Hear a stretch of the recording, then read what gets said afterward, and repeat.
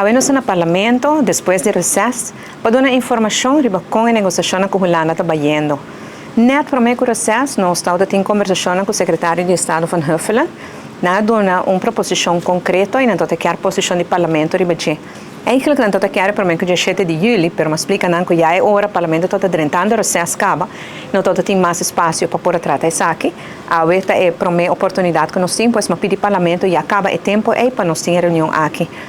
Me dá uma explicação com a negociação na vai desde janeiro de ano aqui. A nós eigenlijk toda a coisa de ano passado junho acaba papi com Holanda riba renegociação, refinanciamento de nos debe, para não toda clape na comissão aqui na fevereiro. Isso está que durante a pandemia, para nós pôr a sobreviver, para nós pôr a escapar vida de gente, para nós pôr ajuda ao país aqui para arriba subir back. Nós precisamos prestar 906 milhões de florins de Holanda e agora que nós devemos vai madurar na outubro de ano aqui. Pois nós precisamos ter agora plano. Se nós está refinanciar a débito ou nós está pagar. Nós não temos placa para pagar, pois nós temos que refinanciar. Nós temos diferentes opções. Está naturalmente vai ao mercado internacional, outro vai pagar interesse na roupa alto, outro está a via Holanda. E acaba na abril de ano aqui, nós estamos dispostos para refinanciar, pero aqui uma condição sim. A condição está, como esse cambio de supervisão financeira, em que é um Rijkswet. Lamentavelmente, já no momento acaba está claro e raspar que o parlamento, em sua grande maioria, não está sustentando um Rijkswet. Pois nós estamos em um impasse, nós estamos em um dilema.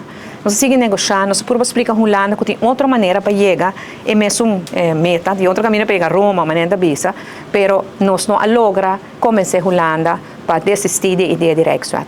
Pois agora nós aqui para explicar ao parlamento Kiko da Kiko. Se nós aceitar o Rijkswet, Holanda é disposto para rebaixar o interesse, pero o Rijkswet é uma condição hobby grande, que vai hobby mais longo que o período de EDB. EDB luta para nos pagar back de over 20 anos, pero o Rijkswet é agora o porquê da hobby mais largo que tem.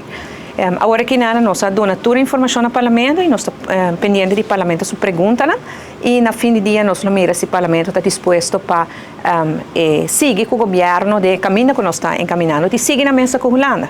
Nós estamos na mesa com a Holanda, nós estamos seguindo negociar com a Holanda para poder chegar ao melhor deal possível para o país da Aruba, mas tem que agora carregar do parlamento. Se o parlamento não está sustentando, o governo não pode fazer algo que o parlamento não quer.